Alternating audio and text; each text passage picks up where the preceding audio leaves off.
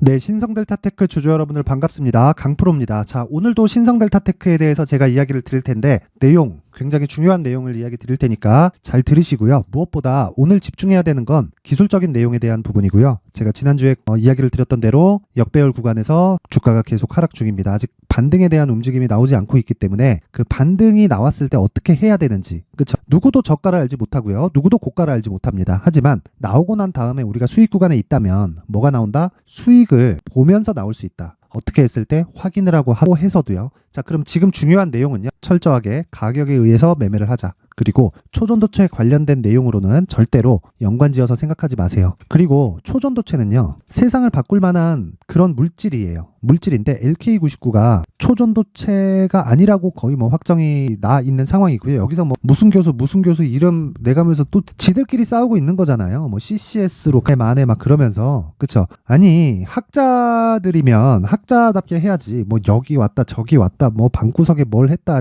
저렇게 했다 뭐 헛소리 하지 마시고요. 다들 중요한 건 가격입니다. 주가가 만약에 고가부터 지금 50%가 넘게 빠졌습니다. 오늘 종가가 33,000원이에요. 이랬는데도 불구하고 내가 잘 모르겠다. 그쵸? 아직까지 초전도체를 믿고 있다. 그쵸? APL의 논문 뭐 이런 것들을 가지고 뭐 음모론이다 이렇게 하는 사람들 있죠? 정말 죄송하지만 문제가 많은 사람들입니다. 이상한 사람들이에요. 아니, 고가에서 반토막이 났는데도 아직까지 LK29를 외치고 있다? 그 문제가 있는 겁니다. 그래서 이런 부분을 피하기 위한 내용을 제가 이야기를 드릴 거고, 무엇보다 중요한 내용은요. 내가 6만원 이상에서 매수해 있지 않다면 전환 가능합니다. 최소한 손실은 보지 않을 수 있어요. 아직 한 방 남았습니다. 그리고 역배열 전환을 제가 미리 예고를 해드렸어요. 자, 그러면 내용 시작하겠습니다. 우선 자 보세요. 신성델타테크는 초전도체 관련주로 묶여서 상승이 이렇게 나왔죠. 그러면서 제가 여기서 매도해야 된다고 계속해서 이야기를 드렸어요. 저는 이쪽 구간에서 매도를 했습니다. 이미 매도를 했어요. 그리고 매도해야 된다고 계속해서 이야기를 드린 거예요.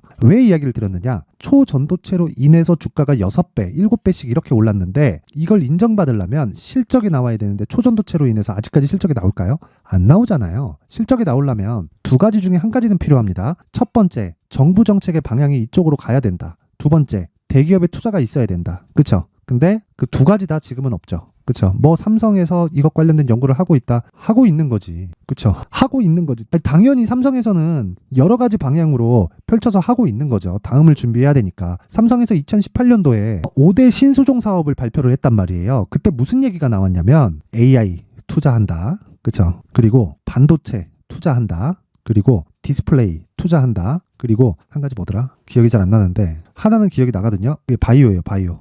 그리고 한 가지가 잘 기억이 안 나요. 어쨌든 자, 바이오를 제외한 AI, 반도체, 디스플레이를 합치면 뭐가 전장이네요. 전장까지 합치면 뭐가 이 생각이 나나요? 자율주행이잖아요. 자율주행. 그쵸? 디스플레이로 보고, 그쵸? 반도체 당연히 들어가고, 그쵸? 전장 쪽으로 집중하기 위해서 하만을 인수를 했잖아요. 그쵸? 여기에, 그쵸? 이 5가지의 신수종 사업에 180조를 투자한다는 내용을 180조입니다. 5년간에 걸쳐서 이렇게 투자한다는 내용을 2018년도에 발표를 했습니다. 이미 180조 투입을 한 거예요. 근데 초전도체가 그 사이에, 그쵸? 계속해서 발표 나오면서 안 나오겠냐고요. 나온단 말이에요. 그런 부분이지 절대 뭐 그것과 주가를 지금에 와서 안 올랐으면 모르겠지만 지금에 와서 연결 짓지 말자. 그리고 주가가 올라가기 위한 조건 첫 번째, 정배열이어야 된다. 그렇죠. 정배열이어야 되는데 지금 역배열로 바뀌었죠. 정배열의 기준치는 일단 200일 이동평균선의 장기 이평선을 넘어야 되고요. 그 과정에서 20일 이평선이 60일 이평선보다 위에 있어야 됩니다. 그러면 그럴수록 단기 시세는 이미 주가가 나오고 있다는 거예요. 근데 그 시세가 쭉 나와서 20일과 60일 이동평균선에 대한 폭이 너무 길어진 거예요. 그랬을 때는 어떻게 돼요?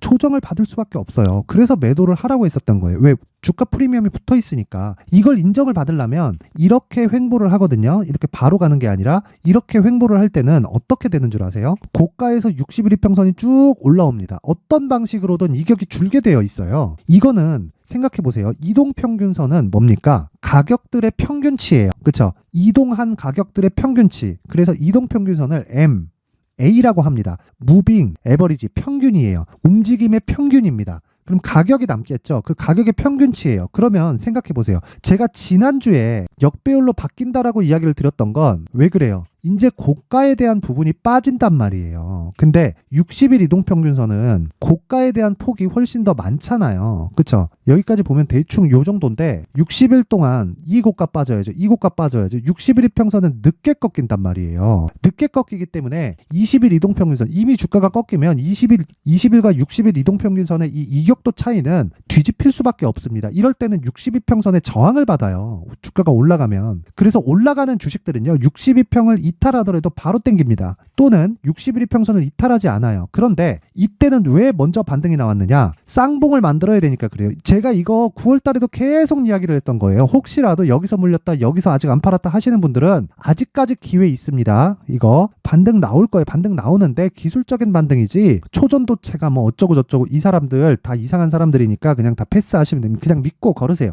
이상한 사람, 정신이 나간 사람들이에요. 이거는. 아니, 고가에서 50% 빠졌는데 아직까지도 초전도체를 가지고 외치고 있다? 이건 거의 정신병자 수준이다. 정말 죄송하지만. 근데 이 내용을 보고 있으면서도 고가에 대한 무언가, 그쵸? 그 내용이 아니라 초전도체를 가지고 생각하고 있다? 이러면 그 꿈은 빨리 깨셨으면 좋겠습니다. 그래서 일단 하락하고 있고, 여기서는 첫 번째, 돌파하기 위해서 62평을 돌파하면 다시 움직일 수 있다. 근데 62평을 예상해 보겠습니다. 두 가지 상황이 나와야 되죠. 주가가 올라가서 62평을 돌파하거나, 근데 그랬을 때 뭐가 나와요? 다시 정배열로 바뀌는 그 구간이 필요합니다. 근데 생각해 보세요. 여기서 쭉 가가지고 60일 대충 요 정도 나오는데, 그쵸? 61평이 내려와서 돌파하는 경우도 있겠죠. 그러려면 어느 정도의 기간이 필요하죠? 최소한 62평이 급격하게 꺾이기 위해서는 40일 정도가 더 필요합니다. 여기 40일, 그쵸? 왜? 그래야 60일 평균치에서 6만원대 주가가 빠지는 거예요. 그렇게 빠지면 평균치가 내려와서 60일 평선이 내려오겠죠.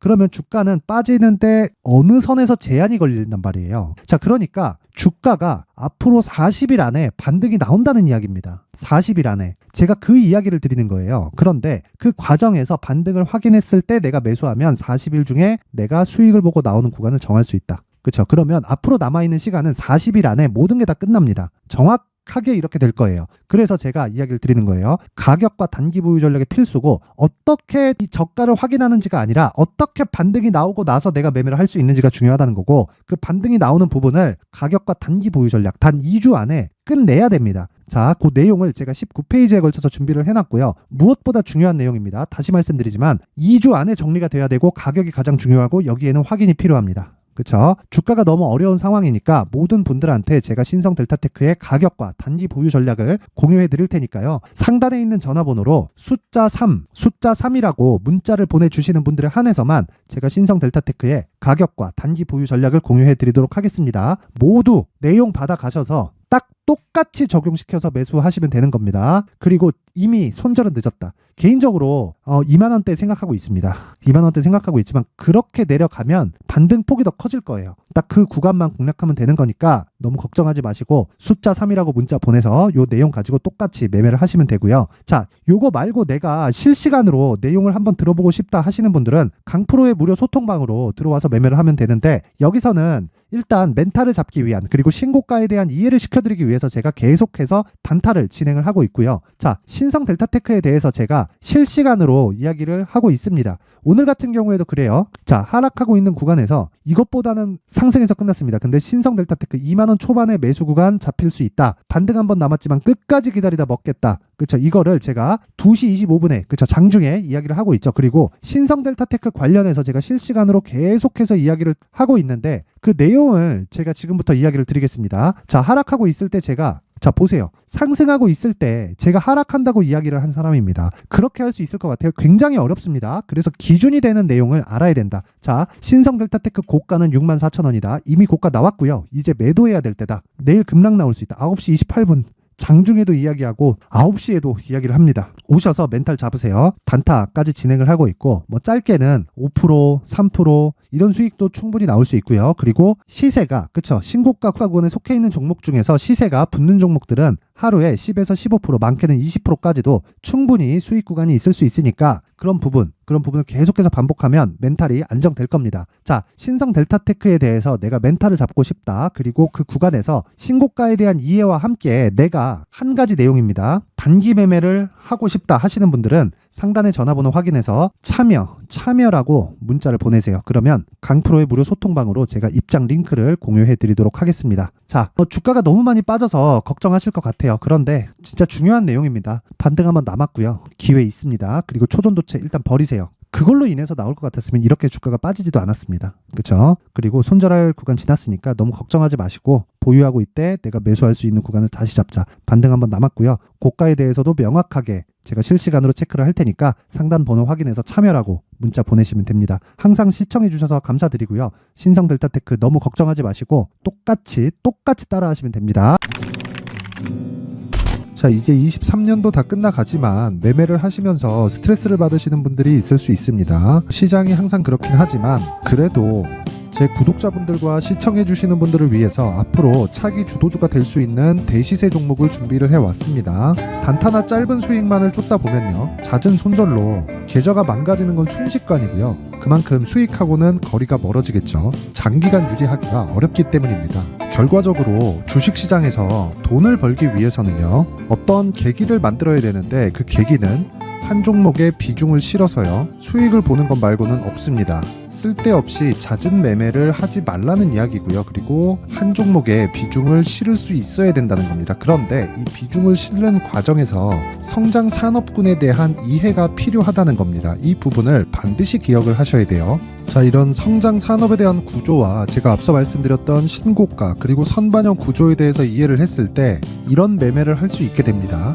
2월 7일 강프로의 대시세 종목으로 에코프로 매수가는 17만원 이에서 진행이 됐고요. 그리고 목표가는 50만원부터 자율 매도 구간으로 잡았죠. 예상 수익 범위가 200% 이상으로 되어 있는데 신고가 이후에 선반영 평균치가 200% 이상이기 때문에 그렇습니다. 자, 그런데 에코프로가 2차전지 양극재 기업이죠. 2차전지 양극재는 친환경이라는 범주 안에 속해 있다고 보시면 됩니다. 근데 제가 항상 이야기를 드리죠. 시세는 항상 연결된다고요. 앞으로 나올 대시세 종목도 이런 친환경이라는 성장 산업군에 포함되어 있어야 됩니다. 자, 이런 성장 산업군에 포함되어 있는 걸 확인한다면 이 내용처럼 세 가지의 공통점을 가지고 있습니다. 1년에 많은 종목이 발생하지 않고요. 그리고 세력들의 장기간 매집 구간이 확인돼야 되고, 그리고 상승하기 시작하면 평균적으로 3개월 정도의 상승 구간을 보이기는 하지만 제가 2개월이라고 작성을 해온 건 한 가지 내용 때문입니다. 한 달은 확인하는 과정이 필요하기 때문입니다. 이게 무슨 얘기냐면 성장 산업에 대한 부분, 그리고 이런 공통점, 여기다가 기술적인 내용을 다 포함을 시키더라도 절대적으로 가격이 우선적으로 반영이 되는 것이기 때문입니다. 에코프로도 마찬가지예요. 장기간 하락하면서 최악의 국면을 거쳐왔고요. 이 구간에서 먼저 하락을 했다는 건 앞서 말씀드렸던 내용처럼 고가에 대한 부분이 아니라 저가, 즉 나쁜 부분을 반영한 이후에 신고가를 발생을 시켰다는 건 앞으로 좋을 부분을 반영이 되고 있다는 거죠. 그런데 본격적인 시세는 신고가 이후라고 말씀을 드렸고 지금은 매물 소화 과정을 보내고 있습니다. 앞서 말씀드린 대로 가격 먼저 분석을 끝냈죠. 그리고 나서는 정부 정책의 방향과 맞는지를 체크를 해야 되는 겁니다. 2023년 대시세 종목인 에코프로도요, 정부 정책의 방향에 맞는 종목이라고 볼 수 있겠죠.